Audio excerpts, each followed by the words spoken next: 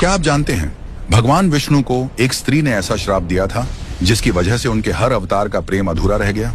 एक पतिव्रता स्त्री का श्राप जिसने राम को सीता से अलग किया और कृष्ण को राधा से, और उसी श्राप के कारण आज भी भगवान विष्णु की पूजा तुलसी के बिना अधूरी मानी जाती है।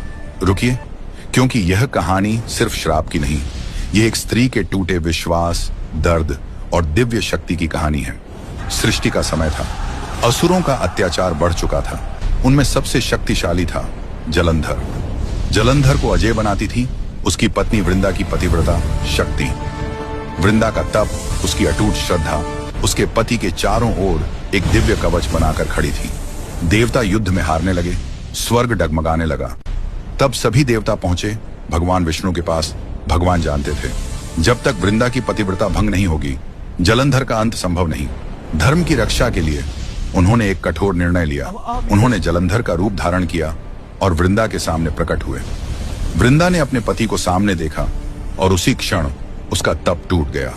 उधर युद्ध भूमि में जलंधर का कवच नष्ट हुआ और उसका वध हो गया। जब वृंदा को सत्य का आभास हुआ, उसकी आत्मा कांप उठी। जिस भगवान को वह पूजती थी, उन्हीं ने उसकी श्रद्धा को हथियार बना लिया था। उसकी आंखों में आंसू थे, पर आवाज में अग्नि। वह बोली, जैसे आपने छल से मेरा पति छीना, वैसे ही आपका हर अवतार अधूरा रहेगा। राम बनोगे, सीता मिलेगी, पर साथ छिन जाएगा। कृष्ण बनोगे, प्रेम मिलेगा, पर राधा से पूर्ण मिलन कभी नहीं होगा। क्षण भर को सृष्टि थम गई।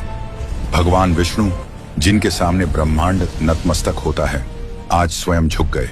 हाथ जोड़कर बोले, माता, तुम्हारा श्राप मेरे लिए दंड नहीं, तपस्या है, क्योंकि भक्ति से बढ़कर मेरे लिए कुछ भी नहीं। वृंदा का हृदय टूट चुका था। उसने अपने शरीर का त्याग कर दिया। उस देह से निकला दिव्य प्रकाश, और उस प्रकाश से जन्म हुआ तुलसी। तुलसी जो केवल एक पौधा नहीं, एक स्त्री की आस्था, पीड़ा और सत्य का प्रतीक है। भगवान विष्णु ने वचन दिया, जहां जहां मेरी पूजा होगी, वहां तुम्हारा स्थान सबसे ऊंचा होगा। तुम्हारे बिना मेरी आराधना अधूरी रहेगी।